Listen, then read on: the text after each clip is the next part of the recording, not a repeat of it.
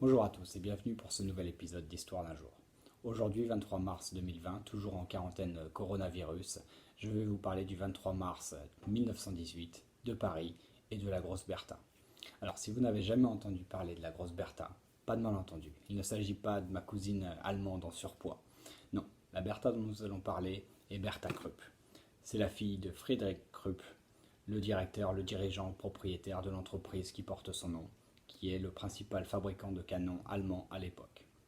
Alors, en l'honneur de sa fille, les Allemands vont baptiser un des canons produits par la manufacture la Grosse Bertha. Ce canon que vous allez voir à l'image est un obusier de 10 mètres de long qui lance des obus de 40 cm de diamètre à une distance maximale d'une dizaine de kilomètres. Cet obusier a surtout été utilisé en 1914 pour la destruction des forteresses belges et françaises du Nord-Est. Il n'a jamais été utilisé pour bombarder Paris, pour la bonne raison qu'il n'a jamais été assez proche pour bombarder la capitale, puisque sa distance maximale, comme nous l'avons appelé, n'est seulement que de 10 km. On va faire un saut dans le futur de 4 ans pour arriver en 1918.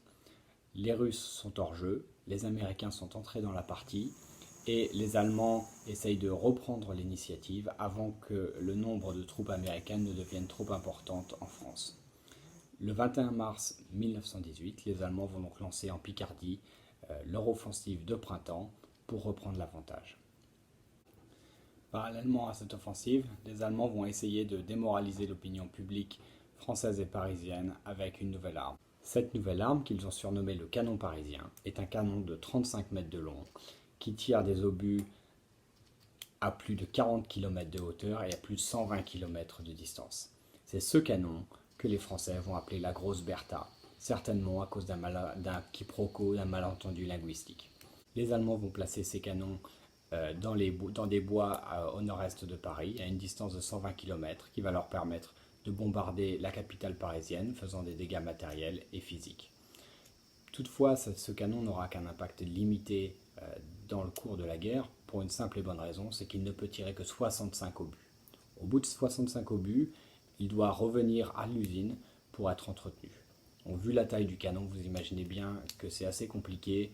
Il doit se déplacer simplement par voie ferrée. Il faut une grouille pour le remettre en place. Et au final, les canons parisiens n'auront tiré que 367 obus, faisant 256 victimes à Paris. Alors oui, il y aurait eu un impact sur l'opinion publique parisienne et des Parisiens vont quitter la capitale. Mais la majorité des Parisiens est restée, s'est habituée à ces bombardements sporadiques et qui n'ont fait que renforcer leur détermination contre l'envahisseur allemand. Une leçon qu'Hitler aurait certainement bien fait de retenir avant de lancer ses bombardements sur Londres une vingtaine d'années plus tard. Mais c'est une autre histoire que nous évoquerons sans doute dans un prochain épisode. Pour conclure, chers amis français et parisiens, n'en voulez pas à Madame Bertha Krupp, elle n'y est pour rien. À bientôt.